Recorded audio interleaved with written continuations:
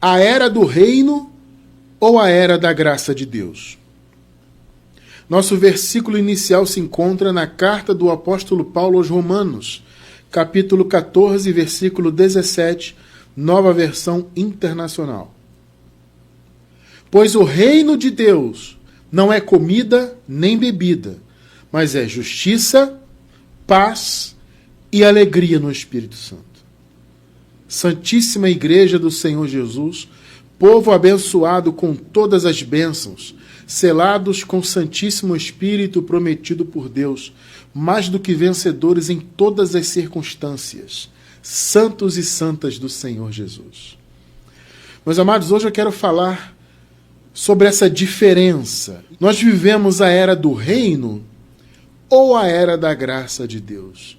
Existe uma diferença nisso? Se existe, em qual instância nós vivemos? Em qual realidade nós vivemos? É importante entendermos isto para o bom entendimento do Evangelho. Veja bem, nosso ministério defende que o reino de Deus ele já veio, tá? Diferentemente da grande maioria dos que se dizem cristãos e que dizem seguir Jesus mundo afora, nosso ministério defende essa ideia, porque para nós ela é muitíssimo clara na Bíblia. O reino do Senhor em nossa geração, ele não está por vir. Ele já veio. E nós podemos constatar isto, inclusive historicamente. Então, quando nós fazemos um comparativo da palavra do Senhor, de todas as profecias a respeito do fim do mundo, né? A respeito do término, né, de todas as coisas, todas as profecias a respeito da segunda vinda do Senhor, das consequências e tudo mais. Quando nós pegamos essas informações que constam na Bíblia e comparamos com a história da humanidade, em especial a história do povo judeu, dos hebreus, a gente consegue constatar, não só biblicamente, mas historicamente, que a segunda vinda já se consumou, o reino já veio, e tudo mais que dizia respeito à segunda vinda, claro, já se consumou. Ou seja, nós defendemos a ideia da escatologia bíblica 100% consumada. Veja, para muitas pessoas isso parece loucura. Eu entendo que seja assim. Eu entendo que isso aconteça, faz parte, tá? Porque nós fomos ensinados, especialmente quem veio da religião chamada cristã, né? Quem veio desse meio como eu vim, né? Nós fomos ensinados que Jesus está por vir, que o Apocalipse vai se cumprir, que o Apocalipse diz respeito a toda a humanidade em nossa geração, sendo que, na verdade, a Bíblia deixa claro que não é isso, tá? Mas nós acreditávamos nisto. Então, você passa anos e anos, décadas, muitas vezes, recebendo essa ideia. E é uma ideia que vem de séculos, inclusive, né? Lá do passado. Então você pensa, poxa, uma ideia secular, que eu ouço aqui há décadas. Eu estou esperando Jesus voltar, estou esperando o reino se manifestar, porque existe essa ideia de um reino físico nesse mundo, né? Então a pessoa está esperando o reino vir, uma cidade, literalmente uma nova Jerusalém descer do céu, uma cidade literal, né, onde Jesus vai literalmente reinar fisicamente neste mundo. Veja, por mais que isso pareça na Bíblia real, isso não é real. Ou seja, essa interpretação que eu digo, né, ela não é verdadeira, ela não é real. Tá? A Bíblia em momento algum fala disso. Então o reino já veio sob uma perspectiva muito específica e muito bem revelada na Bíblia, tá? Veja bem, amados, quando nós entramos para estudar isso aí, a fundo, você até observa que nem é difícil entender isso. Repito, é impactante, é complicado para quem estava na religião há muito tempo, ouvindo, né, séculos e séculos, décadas e décadas, ano após ano, ouvindo que Jesus vai voltar. Então, quando você ouve alguém dizendo que não, já aconteceu, já se cumpriu, claro que soa como loucura. Ah, isso é uma heresia, esse cara é louco, como é que esse cara fala um negócio desse e tudo mais. Eu entendo essa reação, eu entendo. Agora, a questão é, quando você entra para estudar o assunto, ainda que seja para rebater, porque isso acontece também, né? Ah, eu vou estudar isso aqui para rebater essa ideia. Tudo bem. Quando você entra e estuda a sério, preto no branco, palavra ali revelada, textos em grego, contextos, ideias ali apresentadas. Meu irmão, minha irmã, quando você se aprofunda nisso, não tem outro caminho a não ser acreditar que tudo já se consumou, tá? Então veja, o Senhor Jesus, ele já veio, trouxe juízo, trouxe o seu reino. Já estudamos isso aqui muitas vezes. Vou deixar na descrição do vídeo o link da nossa playlist a respeito da escatologia consumada. Se você não entende esse assunto a fundo, te convido a caminhar conosco clicando neste link. Você vai encontrar na descrição do vídeo, você que está pela gravação, tá? Vai encontrar na descrição do vídeo no YouTube o link da escatologia consumada, para você entender bem isso. Então hoje vamos dar algumas palhinhas desse assunto aqui. Vamos falar, mas claro, de maneira um pouco mais superficial, porque não temos tempo de nos aprofundar nisso e o estudo é muito extenso, né? Nós temos aí incontáveis estudos, já nem lembro mais quantos, a respeito deste assunto, tá? Então, muito bem. Vamos partir dessa premissa. O reino já veio, tá? Jesus disse, inclusive, que o seu reino ele não tinha origem neste mundo. A origem do reino de Deus não é aqui. Não é um reino feito para ser exercido aqui. Ele tem uma outra origem. Quando Jesus fala isso, que o reino dele não pertence a esse mundo, no sentido de não ter origem, né? Ele não é daqui, ele não tem origem aqui. Então nós entendemos que há uma outra perspectiva. Se ele não é daqui, se a origem não é terrena, a origem é o quê? É celestial. Logo, é espiritual. Então, a gente começa a entender que não há uma perspectiva de reino físico. Repito, ainda que alguns interpretem dessa maneira. Mas a Bíblia não fala sobre isso. Tá? Vamos observar aqui historicamente Jesus falando disso. João 18:36. Vejam só. Disse Jesus: o meu reino não é deste mundo. Então aqui você já encontra Jesus deixando bem claro. O meu reino não tem origem aqui.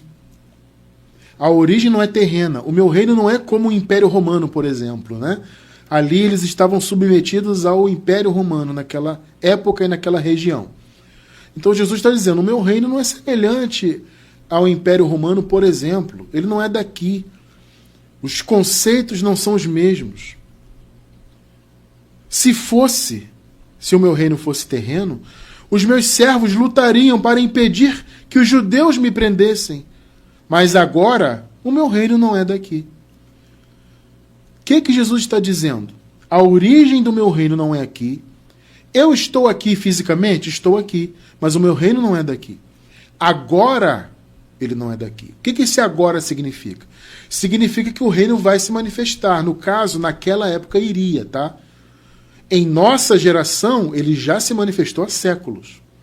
Mas na época de Jesus de Nazaré, o reino ainda viria, ainda era algo futuro. Então por isso que ele disse, agora o reino não é daqui, mas ele vai vir. O que você entende? Primeiro, que a origem não é terrena, então a perspectiva não é terrena. Se não é terrena, ela é espiritual. E se o reino então viria e veio, ele viria então de um outro ambiente, não é? Ele viria de uma outra instância, de uma outra realidade. Então Jesus deixou claro, o meu reino não é daqui. Agora o meu reino não é daqui. Ele vai vir. Mas o fato de o reino vir não significa que ele seria um reino físico. Mais uma vez, o fato de a origem não ser terrena significa que ele é celestial. É um reino espiritual. Não é por acaso que Jesus falou isso aqui, ó. Lucas 17, versículos 20 e 21. Certa vez, tendo sido interrogado pelos fariseus sobre quando viria o reino de Deus, Jesus respondeu, o reino de Deus não vem de modo visível. Veja bem, gente, começa a juntar o que Jesus falou no capítulo 18 de João e o que ele falou aqui no capítulo 17 de Lucas. Começa a juntar os dois raciocínios. O que Jesus disse lá? O meu reino não é daqui. Agora o meu reino não é daqui. Então, a primeira frase significa, o reino não tem origem terrena. Aí ele fala, mas agora o meu reino não é daqui. Ou seja, ele vai vir.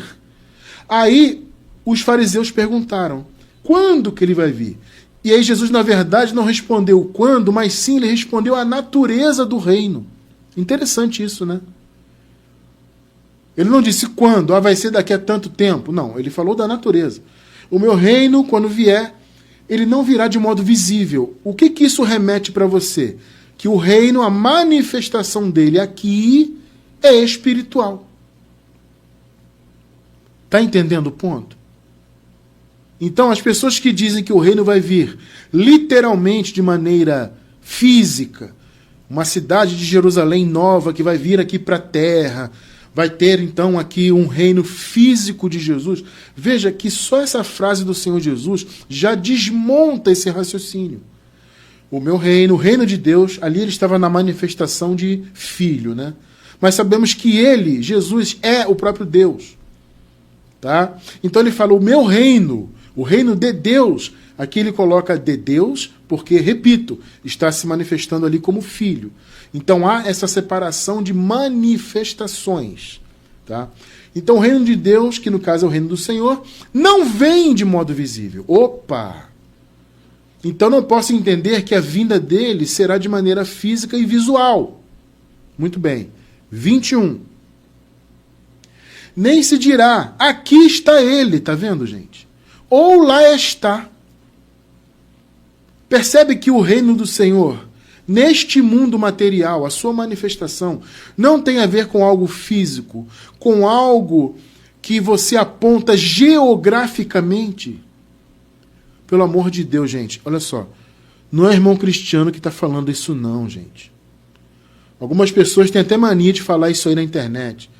Esse cristiano aí, ou esse pessoal da graça, tem mania de inventar doutrina. Vamos lá. Eu estou inventando ou estou lendo na Bíblia? Sou eu que disse isso aqui ou foi o próprio Jesus? Bom, a resposta é óbvia, né? Foi o próprio Senhor Jesus. Então ele disse, o meu reino não vai vir de maneira visível. Ninguém vai dizer, ele está aqui ou ali. Então não é um reino geográfico. Não é um reino físico. Perceberam? Porque o reino de Deus está entre vocês. Olha só. Eu costumo entender isso aqui de maneira mais profunda. Por quê? Porque a maioria das versões, eu acho que todas até, traduziram dessa maneira, entre vocês. Irmão Cristiano, essa tradução está errada? Veja, necessariamente não. Só que a palavra no grego, entos, significa dentro de. Ou seja, o sentido, a acepção dessa palavra mais forte é dentro, é algo que está dentro, dentro de. Então, o que eu entendo aqui? Que, na verdade, Jesus estava respondendo aos fariseus o seguinte, o reino de Deus, ele não vem para ser visto fisicamente, a perspectiva é outra, é espiritual. Então ninguém vai dizer que o reino está aqui ou ali de maneira geográfica. Né? Então Jesus está dizendo o seguinte, o meu reino é espiritual. O reino está dentro de vocês. Alguém pode dizer assim, mas irmão Cristiano, será que o reino estaria dentro dos fariseus? Né? Porque aqui no contexto Jesus está respondendo aos fariseus. É verdade, Jesus está respondendo aos doutores da lei. Só que, amados, se vocês pararem para pensar na realidade do ministério de Jesus, você consegue entender que muitas vezes Jesus respondia aos fariseus alguma coisa para ensinar a multidão que o cercava. Então, o texto aqui não diz que havia uma multidão ali junto, mas muito provavelmente havia. Porque esta era, repito, a realidade do ministério de Jesus. Onde Jesus ia, as pessoas iam atrás dele. E por isso mesmo que os fariseus vinham testar Jesus. Entende? Os fariseus vinham testar Jesus com essas perguntas para ver se Jesus errava na frente das pessoas, para ver se Jesus falava alguma coisa ali que pudesse condená-lo na frente das pessoas. Então é claro que ao responder aos fariseus, Jesus estava falando com todos ali. Então, quando ele diz o reino de Deus está dentro de vocês, o que ele está querendo dizer? Primeiro, naquela realidade, naquele contexto, ele estava falando da presença dele ali com eles e da palavra que ele pregava. Afinal de contas, Jesus não pregava o reino? Ele não disse para os discípulos dele, vão lá e preguem o reino está próximo. Então a mensagem de Jesus era uma mensagem do reino de Deus. Então quando ele fala o reino de Deus está dentro de vocês, está se referindo à palavra que ele pregava. Está se referindo então a uma manifestação espiritual do reino nesse mundo. Ah, mas irmão Cristiano, eu prefiro ficar com a tradução que é mais comum aí nas Bíblias, entre vós. Tudo bem, gente, dá na mesma. Porque entre vós ou dentro de vocês, que para mim dentro tem mais a ver, né? Por causa do sentido da palavra no grego, mas tudo bem, se você achar que entre vocês é mais correto, ainda assim não está errado, por quê? Porque Jesus estava entre eles. Jesus era uma das manifestações ali do reino, mas para mim ele falava mais da sua palavra, tá? Porque a palavra dele era a palavra do reino, ele ensinava o reino. E o reino penetrava no coração dos eleitos. Perceberam? Por isso que o reino está dentro de vocês. E está dentro de nós hoje também espiritualmente. Então o que nós entendemos com isso aqui? Que o reino de Deus, na verdade, nesse mundo material que vivemos, o reino de Deus, ele consiste em manifestações. Então a palavra, por exemplo, do evangelho pregada é o reino no seu coração.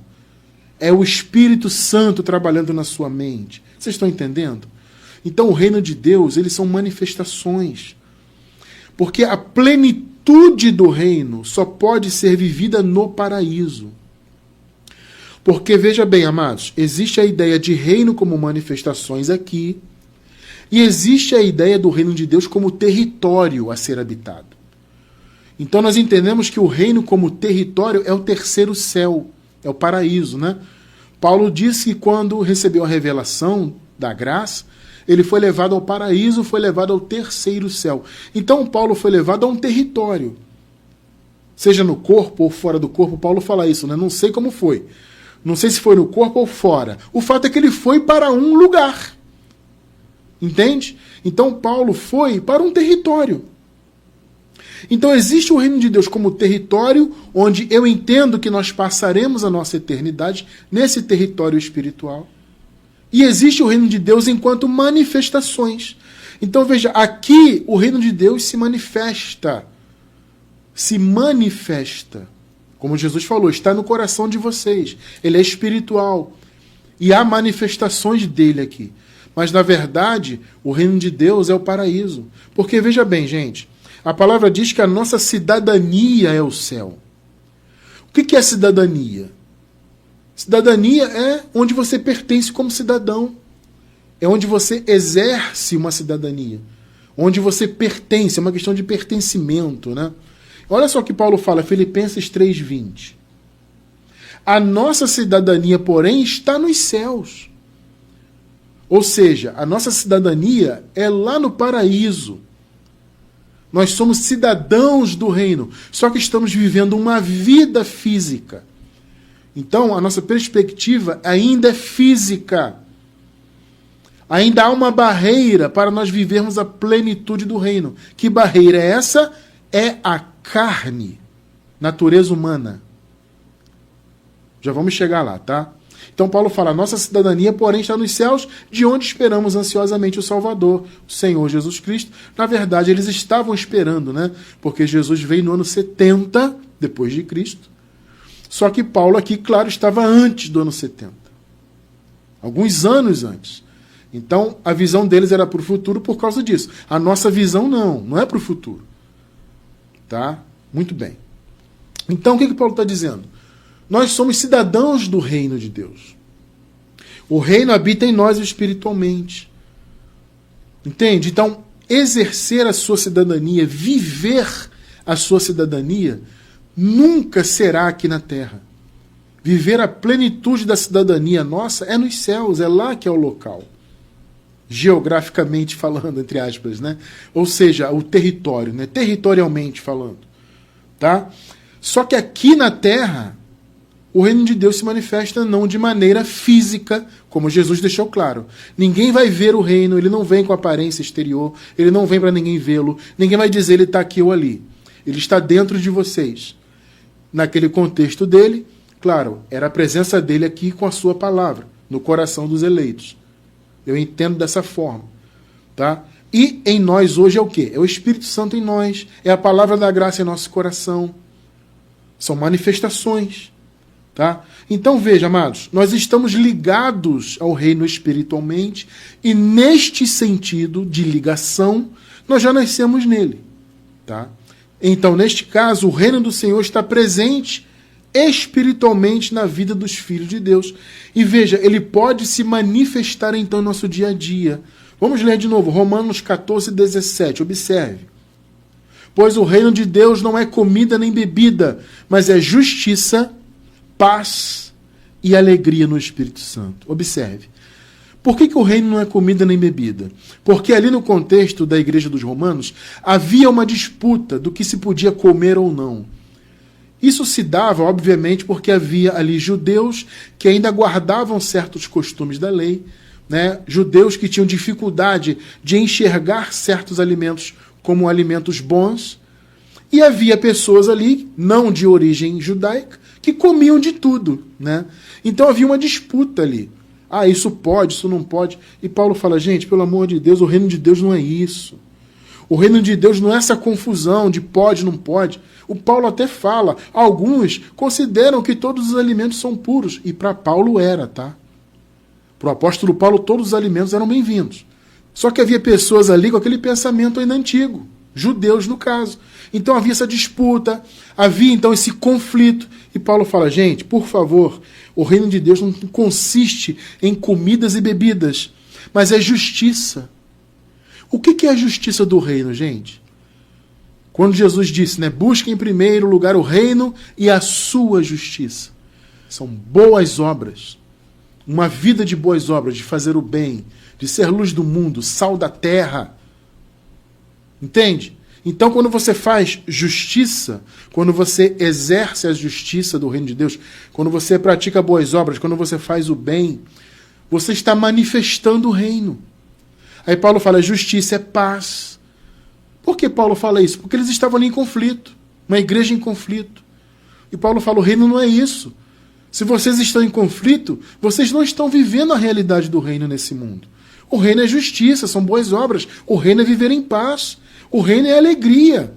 Então, se tem alguém na igreja aborrecido, não está vendo a alegria do Espírito Santo. Né? Havia um aborrecimento ali. Poxa, aquela pessoa está comendo isso, eu não aceito que se coma isso. Aí outro falava, mas eu tenho liberdade para comer. Sabe, havia esse conflito ali. Aí Paulo fala, isso não é um reino. O reino é fazer boas obras, é justiça, é viver em paz com os irmãos e até com a sociedade, é viver em alegria, não é ficar aborrecido com o irmão. Estão entendendo, gente? Ou seja, o reino de Deus nesse mundo são manifestações. Tá? 1 Coríntios 4, 20. Pois o reino de Deus não consiste em palavras, mas em poder. Tá vendo, gente? O reino de Deus são manifestações. Justiça, paz, alegria, poder de Deus. O fruto do Espírito é o reino de Deus se manifestando. Gálatas 5, 22 e 23. Mas o fruto do Espírito é amor, alegria, paz. Está vendo aí o que Paulo falou? É isso. Alegria no Espírito, paz, justiça, amor, paciência, amabilidade, bondade, fidelidade, mansidão, domínio próprio. Contra essas coisas não há lei. Não precisa de lei para isso, porque isso é o reino de Deus. Perceberam? Quem vive o reino não precisa viver submetido a regras, a lei nenhuma. Tá? Então, o reino de Deus já veio? Claro que já. Mas, diferentemente do que os futuristas do Apocalipse dizem, ele não virá no futuro de maneira física e visual. Ele já veio de maneira espiritual. Ele habita em nosso coração, estamos ligados ao reino espiritualmente. Só que nós vivemos uma vida terrena. Então não é o reino pleno, são manifestações. Tá? E aí surge a pergunta que alguns fazem, alguns têm feito já há algum tempo. E eu quero responder essa pergunta hoje, dentre outras. Né? Então alguns perguntam assim, se o reino já veio, se Jesus já voltou, se já estamos no reino, por que precisamos da graça? Se Jesus já voltou, então a graça acabou. Esse é um pensamento, uma ideia bastante extra-bíblica, ou seja, não bíblica. Porque, biblicamente, não existe o conceito de a graça acabar. Biblicamente não tem isso. Veja bem, gente, eu sei que na internet, e até fora da internet, tem muita gente falando muita coisa. E veja, esse assunto da segunda vinda consumada no ano 70, nos últimos tempos, felizmente, graças a Deus, tem sido um assunto mais falado. Há alguns anos, esse assunto não era nem tratado, poucas pessoas pensavam isso. Mas, graças a Deus, ele tem sido falado, né? E as pessoas estão conhecendo mais desse assunto. Só que isso acaba trazendo um certo efeito colateral, que eu digo, né? Que são esses pensamentos, que são decisões que alguém tem, né? Ah, eu entendi, Jesus já voltou, então eu entendo que acabou a graça. Dentre outras afirmações absurdas que são feitas em função disso. Por quê? Porque as pessoas decidem. E elas têm liberdade para falar isso na internet, claro, e isso é bom, né? A liberdade é bom, né? Então a pessoa fala. O problema é que ela fala essas aberrações e tem gente que cai nisso. Aí depois essas pessoas vêm até nós cheias de dúvidas, cheias de problemas nos raciocínios. Irmão Cristiano, eu estou confuso, mas o reino veio, se veio e a graça, e não sei o quê, eu já estou na graça, etc. Então tem gente falando tanta besteira e são coisas extra-bíblicas. Nós temos que fazer afirmações bíblicas. Vocês estão entendendo? Então veja, o reino de Deus já veio? Sim. Já estamos nele? Espiritualmente estamos ligados a ele? Sim. Mas por que nós ainda afirmamos que precisamos da graça? Se Jesus já voltou, significa que a graça acabou? É claro que não. Tá? Existe essa afirmação e outras que eu quero falar para vocês aqui, até para que vocês fiquem atentos a isso. Cuidado com esses pensamentos. Fiquemos sempre com a palavra, gente, tá? Então, por exemplo, vou dar alguns exemplos aqui. Existe uma ideia de que se Jesus já voltou, então a manifestação de Jesus não existe mais. Olha só. Jesus não existe mais. Se ele já voltou, então acabou Jesus. Veja bem, gente, eu venho ouvindo isso reiteradas vezes. E algumas pessoas têm entrado em contato conosco já há alguns anos com essas dúvidas e perturbadas com esses pensamentos. Vamos lá. Vamos entender isso aí. O reino de Deus, ele foi dividido em dois tempos. O reino de Deus enquanto filho. Foi o reinado de Jesus como Messias. Foi o milênio, entre aspas. Veja, em nossos estudos de escatologia consumada, tem uma explicação do milênio. O que significa isso, né? Alguns interpretam literalmente como 1000 anos. Não é nada disso, tá? Em nosso estudo você vai entender isso em detalhes. Então, o milênio que já se consumou foi o reinado de Jesus enquanto filho, enquanto Messias. Então, o reino de Deus se manifestou como o reino do Filho. Depois veio, de fato, o reino de Deus, quando Jesus, metaforicamente, figurativamente, entre aspas, entregou o reino ao Pai. Nós sabemos que enquanto Jesus se manifestou como Messias, havia essa separação de manifestações, não de pessoas. Tá? Existe esse raciocínio de trindade, onde Deus seria 3 pessoas diferentes. Na Bíblia não tem isso. Não tem trindade na Bíblia. Na Bíblia tem um Deus que se manifesta e se manifestou de formas diferentes. Tá? Então Jesus de Nazaré, Jesus como homem, como Messias, como juiz, foi uma manifestação de Deus, uma delas. Quer entender isso? Irmão Cristiano, eu quero entender isso. Vou deixar na descrição do vídeo um estudo nosso sobre essa questão da trindade e das manifestações de Deus, para você entender isso muito bem. Então, até o ano 70, havia essas duas manifestações distintas. Jesus, como filho de Deus, filho do homem, ou seja, nascido de Deus dentre os homens, né? Então, filho de Deus, Messias, e ele veio como juiz também sobre Israel. Então havia essas manifestações. No ano 70, então, ele entregou o reino ao Pai. O Paulo usa essa figura no sentido, na verdade, metafórico, né? De que Jesus, ele deixou de ser o Messias para ser o juiz e ser Deus sobre todos. Porque no final das contas, Jesus é Deus. Então, o que se encerrou no ano 70 não foi a manifestação de Jesus. Quando ele, entre aspas, entregou o reino ao Pai, na verdade Jesus estava assumindo a sua posição de Deus sobre todos. Então não entendo o que Paulo falou literalmente, gente. Porque Paulo não separava Jesus de Deus, tá? Parece, mas não, ele não fazia isso. Ele separava manifestações, não pessoas. Então esse raciocínio errado vem desse versículo aqui, 1 de Coríntios 15, 24. Então virá o fim, que veio no ano 70, né? Quando ele entregar o reino a Deus, o Pai. Ele, Jesus, manifestado como Messias, como juiz, ele viria entregar o reino a Deus, entre aspas. Ou seja, ele viria, na verdade, assumir o seu reino, depois de ter destruído todo domínio, autoridade e poder. Foi o que ele fez, gente, quando ele destruiu o templo de Jerusalém, tá? Isso aqui é uma referência às autoridades espirituais que exerciam seu poder ali, usando a lei contra o povo, especialmente os judeus, e contra a igreja também, porque eles queriam que as pessoas que viviam, que criam em Jesus e que viviam como igreja, seguissem também a lei. Então Jesus veio para destruir isso, tá? Esse domínio, essa autoridade e o poder espirituais, ou seja, pretensamente espirituais, né, sobre o povo. Então, quando Jesus destruiu por meio do Império Romano o templo de Jerusalém, ele destruiu aquele domínio, aquela autoridade e aquele poder pretensamente, supostamente espirituais, tá?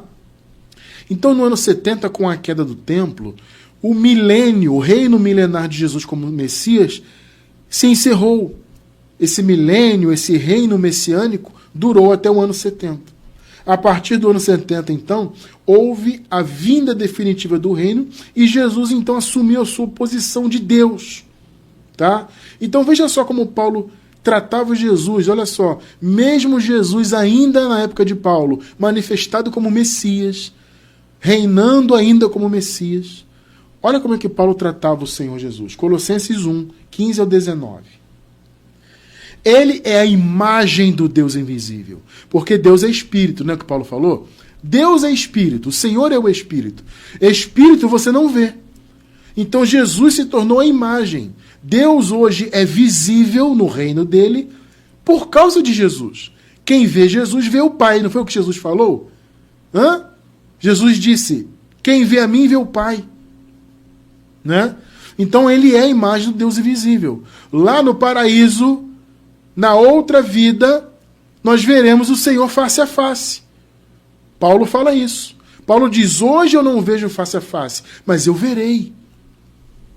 Por que poderemos vê-lo face a face, se Deus é invisível? Porque Jesus é a imagem dele. Né? O primogênito de toda a criação. Pois nele foram criadas todas as coisas, nos céus e na terra, as visíveis e as invisíveis. Sejam tronos ou soberanias, poderes ou autoridades, todas as coisas, olha só, gente, foram criadas por Ele e para Ele. O que você pensa? Você vai lá no Gênesis e você se lembra da criação do mundo. Perceberam? Quem Jesus era e é, no caso, né? Mas era em relação ao tempo de Paulo, né? Quem Jesus era para o apóstolo Paulo? O próprio Deus Criador. Perceberam? Então havia manifestações diferentes? Sim. Jesus manifestado como Messias, como Filho de Deus, e havia o Espírito, o Pai, o Criador. Jesus e o Espírito é a mesma coisa.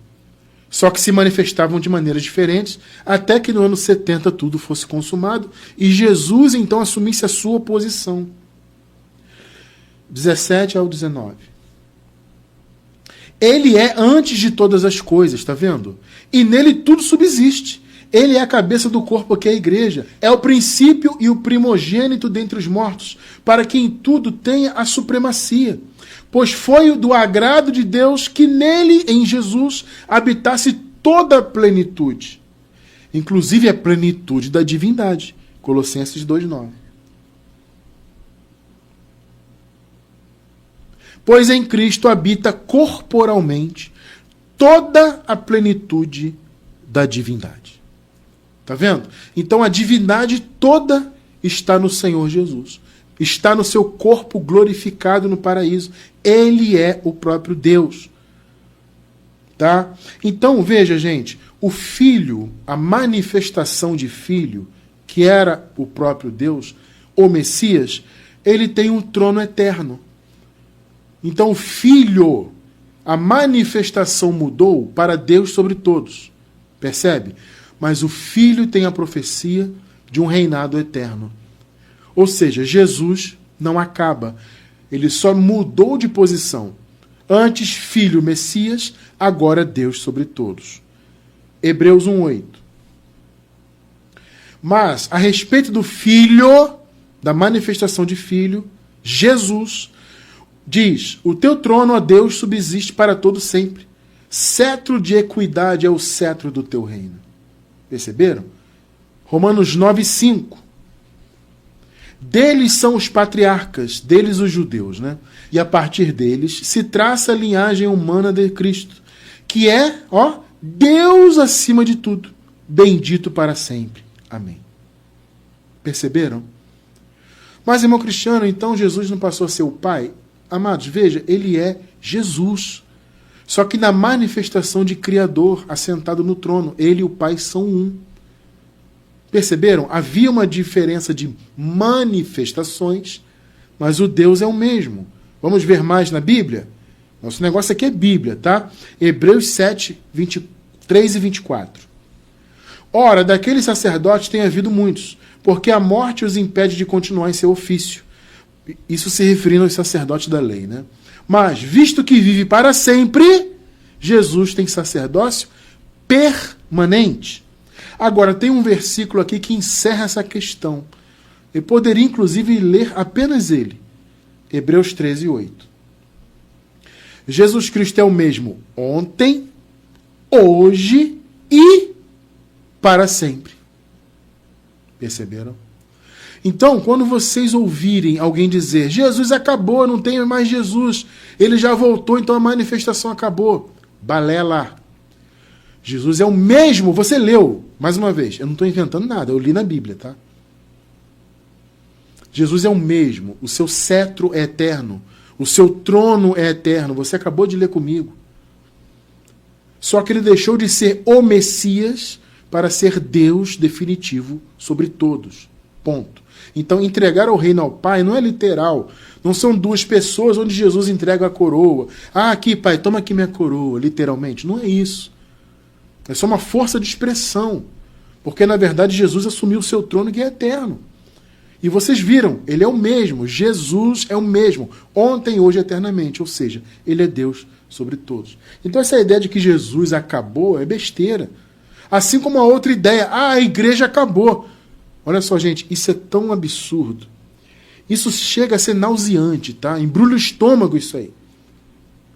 O cara vem e diz que a igreja acabou. Quantas pessoas vieram até mim? Ah, irmão, já não existe mais igreja. Se Jesus já voltou, não tem mais igreja. Eu ouvi alguém falando isso. Bom, quem tem boca fala o que quer, né? Mas vamos para a Bíblia? Vamos lá?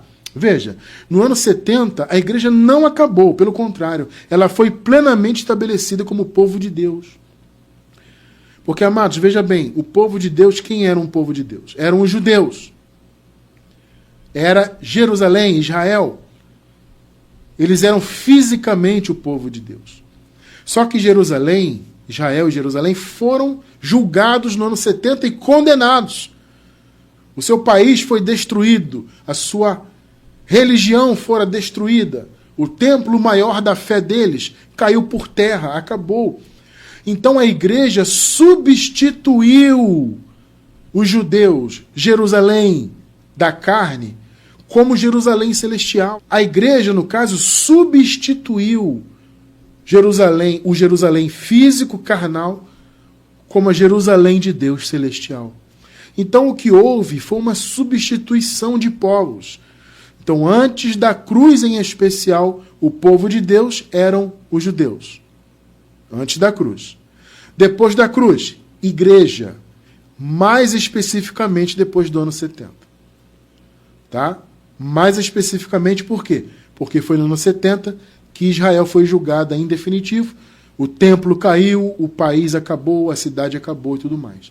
Então, não houve o fim da igreja, como absurdamente alguns, hereticamente alguns dizem aí. Não. Pelo contrário, a igreja foi estabelecida. Vamos ver? Primeiro, Gálatas 4, 26.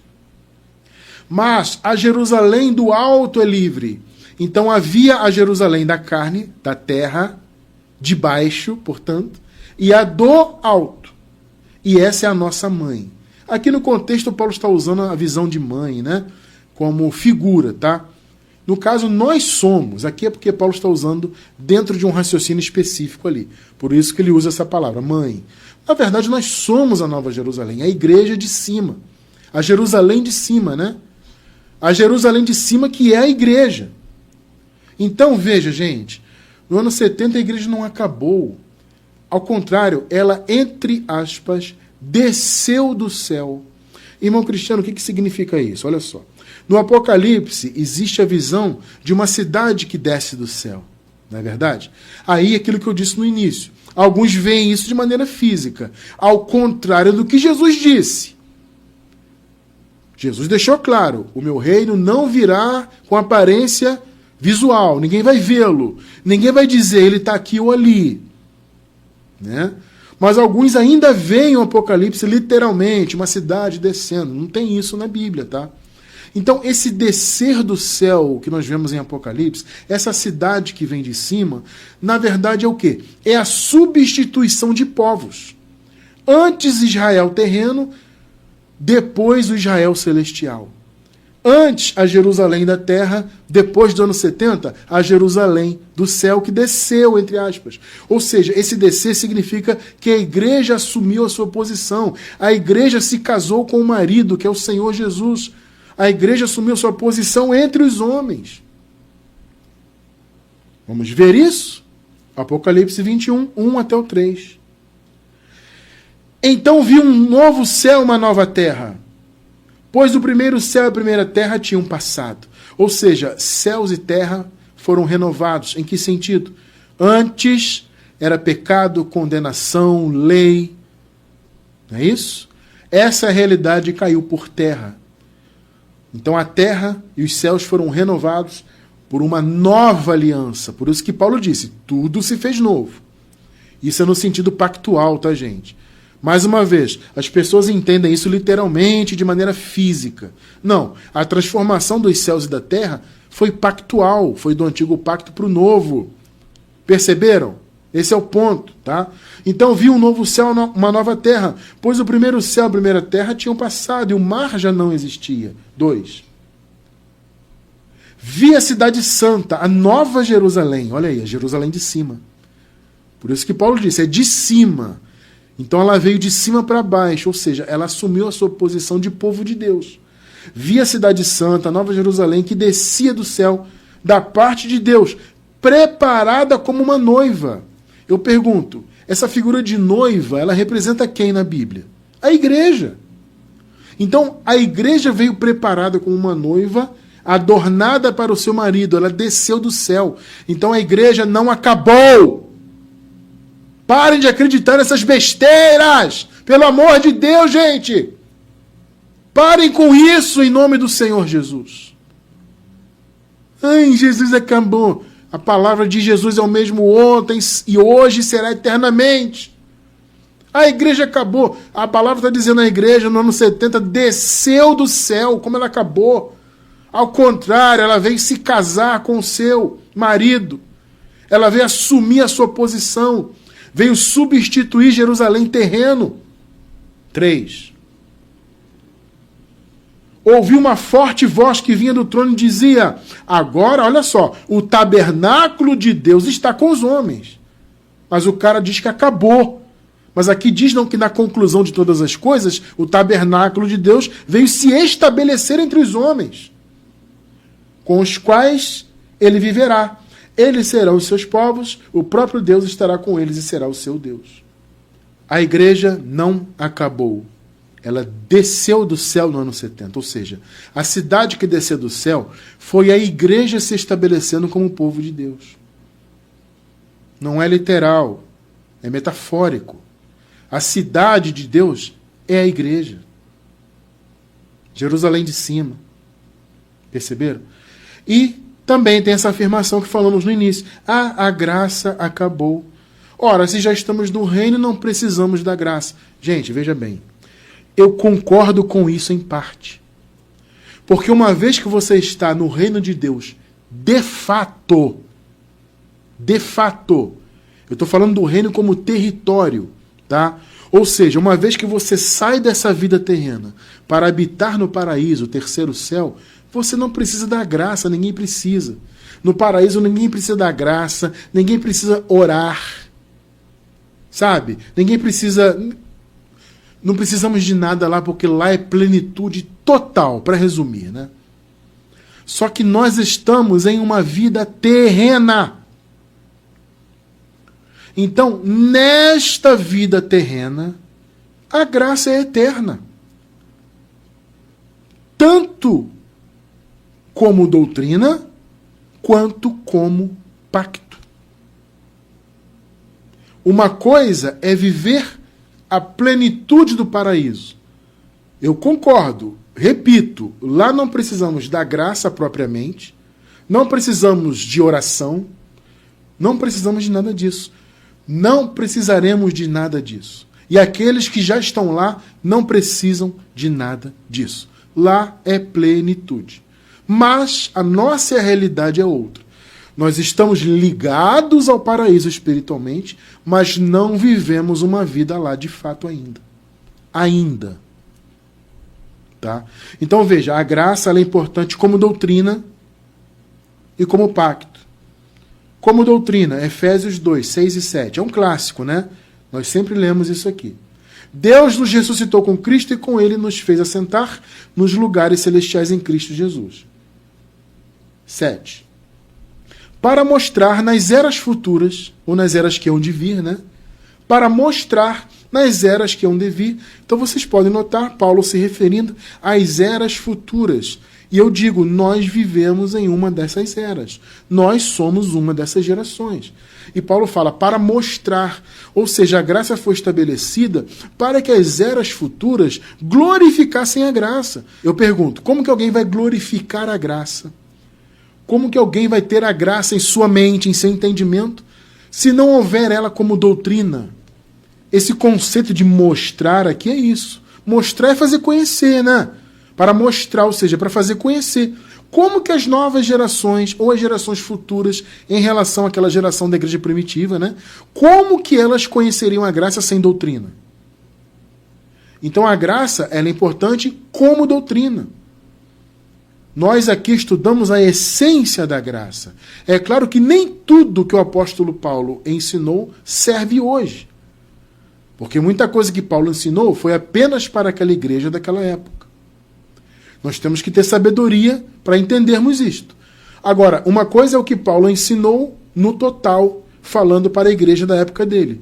Outra coisa é a essência do evangelho que ele pregava. Nós aqui buscamos entender e ensinar essa essência. Para quê? Para mostrar em nossa época. Para mostrar nas eras que hão de vir a incomparável riqueza de sua graça. Está vendo? Sua graça. Então a graça ela tem que ser conhecida nas gerações futuras. Então nós falamos aqui da graça, pregamos a essência dela. Nós separamos aquilo que pertencia apenas à igreja primitiva. Nós temos essa sabedoria, esse entendimento, graças a Deus. Agora, a essência nós buscamos viver, para que possamos conhecer a graça e viver os benefícios da graça. Perceberam? Então ela é importante como doutrina e como pacto. Hebreus 13, 20. O Deus da paz, que pelo sangue da aliança eterna trouxe de volta dentre os mortos nosso Senhor Jesus, o grande pastor das ovelhas. Sangue da aliança eterna. Então o pacto da graça, ele é eterno. Aqui. Precisamos da graça aqui. Por quê, irmão Cristiano? Amados, porque ainda estamos no corpo. O reino de Deus já veio? Sim, espiritualmente já. Estamos ligados a ele diretamente no espírito. Ele está dentro de nós. Só que a nossa vida ainda é uma vida de fé. Andamos por fé, não pelo que vemos. Ou seja, eu não vejo o reino. Então, a perspectiva para mim é de fé. Eu tenho fé no reino. Eu tenho fé. A fé é a certeza, né? Como a palavra diz. Então eu tenho a certeza que viverei no paraíso após esta vida. Lá eu não precisarei de absolutamente nada, porque lá é plenitude. Mas aqui vivemos uma vida corpórea. E a graça de Deus, portanto, é importantíssima. Porque, gente, vamos raciocinar. Graça é favor. Eu te pergunto, nessa vida terrena você não precisa do favor de Deus? Você não precisa da fé? Ou você já está vendo? Você já está vendo o paraíso? Literalmente o que eu estou falando. Está vendo? Você está vendo Jesus face a face? Está vendo? Não, né? Então você vive por fé. Percebeu? Então o pacto da graça, veja, primeiro, ele é importante para que nós pudéssemos já nascer com todas as bênçãos. Eu e você já nascemos depois da segunda vinda, depois do ano 70, já nascemos com todas as bênçãos, com o Espírito Santo, já nascemos novas criaturas, já nascemos com a vida eterna, enfim. Todas as bênçãos e a plenitude espiritual dentro de nós. Mas a vida é ainda terrena. Olha só o que Paulo fala sobre isso. 2 Coríntios 5, 6 e 7. Portanto, temos sempre confiança e sabemos que, enquanto estamos no corpo, estamos longe do Senhor. Sou eu que estou dizendo ou é a palavra de Deus? Ah, mas irmão Cristiano, Paulo estava antes da segunda vinda. Tudo bem, nós estamos depois, mas ainda estamos no corpo, ou não? O fato de o reino já ter vindo, Jesus já ter vindo, não mudou o fato de que essa vida terrena é uma vida carnal. Estamos ainda no corpo. Então isto não mudou. Então sim, precisamos da graça. Não para sermos salvos, porque já nascemos salvos. E nascemos justamente por causa da graça. Mas a graça, ela não se manifesta apenas no sentido de salvar para a eternidade. Ou seja, a graça não é apenas a concessão da vida eterna. A graça é todo o favor de Deus. Todo o conjunto dos favores de Deus para nós é a graça. Então, quando vocês ouvirem alguém dizer que a graça acabou, rechace, fuja desse raciocínio, porque não é de Deus. Portanto, temos sempre confiança e sabemos que enquanto estamos no corpo, eu pergunto para você, você está onde? No corpo ou não? Sim, né? Então estamos longe do Senhor. Porque vivemos por fé e não pelo que vemos. Pegou? Mas, irmão Cristiano, como é que eu posso estar longe do Senhor? Nós não somos um espírito com Ele. Sim, gente, o Paulo está falando de distância física mesmo. Espiritualmente, estamos ligados. O Espírito Santo habita em nós. Mas do ponto de vista da nossa vida terrena, estamos longe. O entendimento aqui é físico mesmo. Estamos fora de casa. Entende? A nossa casa, a nossa pátria, como nós vimos agora há pouco, né? A nossa cidadania está lá nos céus. Então nós estamos distantes num entendimento físico. Então veja, o Paulo aqui não está falando de distância espiritual. Não está falando que Deus está longe de nós nesse sentido. Não. O Senhor habita em nós, estamos ligados ao paraíso, mas estamos longe fisicamente. Há uma barreira entre nós, entre a plenitude do paraíso. E essa barreira entre nós e a plenitude do paraíso é a carne. Por isso Paulo disse, nós andamos por fé. Enquanto estamos no corpo, andamos por fé. Porque o corpo é uma barreira. Então, precisamos da graça? Sim, tanto como doutrina, como vocês viram, e como pacto também. Nós vivemos nesse mundo totalmente dependentes da graça de Deus, gente. Como é que vem então um salafrário, um mentiroso dizer o contrário? Inventar doutrina da sua cabeça, tirada não sei da onde, para confundir um povo de Deus. Não sei quem é, quem foi, não sei. Eu só sei que isso existe porque há pessoas que entram em contato comigo absolutamente confusas. Então não sei quem é, não estou falando para Cicrano, Beltrano, não interessa, isso não importa. Eu literalmente não sei quem é, mas eu sei que esse pensamento aí existe. Não sei se é de uma pessoa só ou de várias, também não me importa. O fato é que o povo de Deus está enganado. Ah, a graça acabou, o pacto acabou, Jesus acabou, não precisa mais orar, Deus não ouve oração. Tem gente confusa com isso. Ah, se Jesus já voltou, Deus não ouve oração? Como não? Enquanto estamos no corpo, estamos longe do Senhor, fisicamente. Paulo está dizendo, há uma barreira, então nós vivemos por fé, não pelo que vemos. Lá no paraíso vamos ver.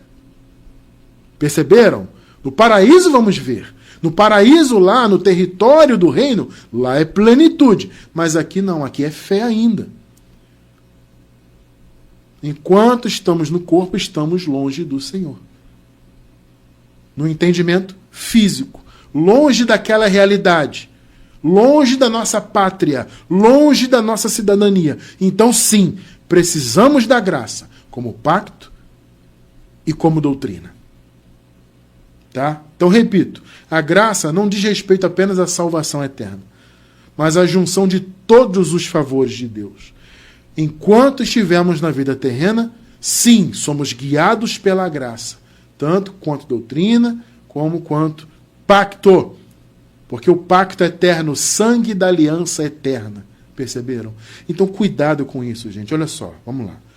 Não existe essa diferenciação da era do reino para a era da graça. Na verdade, vivemos as duas eras. Entende? Então, respondendo ao tema do estudo, nós vivemos as duas eras.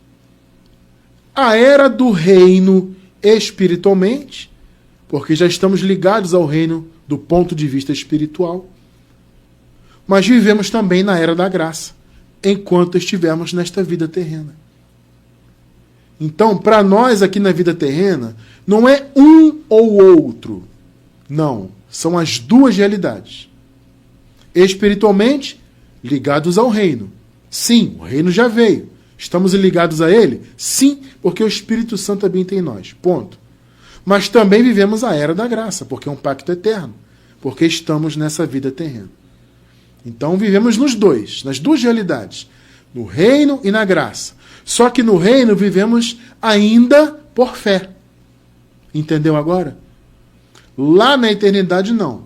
Lá viveremos a plenitude. Ficou claro agora para vocês? Quero encerrar com Efésios 3, 21. A ele seja a glória na igreja e em Cristo Jesus, por todas as gerações. Está vendo? E o pessoal diz que a igreja ia acabar, ou acabou no ano 70. Não. Na igreja, em todas as gerações. Repito, nós somos uma dessas gerações. Então a ele seja a glória na igreja, por todas as gerações, para todo sempre. Amém. Glória a Deus. A graça é eterna. Aqui na vida terrena, como doutrina e como pacto, ela é eterna. E o reino, sim, já veio, já é uma realidade. Mas aqui vivemos, entre aspas, longe do Senhor. No sentido de estarmos longe da nossa casa, longe do paraíso, ainda por causa da barreira carnal. Só que quando deixarmos a vida carnal, viveremos lá a plenitude. Então, creio que isso está muito claro. Creio que você que assistiu a esse estudo nunca mais cairá nessas mentiras, nessas falácias inventadas por aí. Vivamos a palavra, vivamos a verdade revelada. Foi para isso que o Senhor nos elegeu e para isso aqui nós estudamos a palavra da graça, para compreendermos cada vez mais a palavra do Senhor e vivermos cada vez mais a nossa fé, até que possamos ver face a face. Glória a Deus por isso.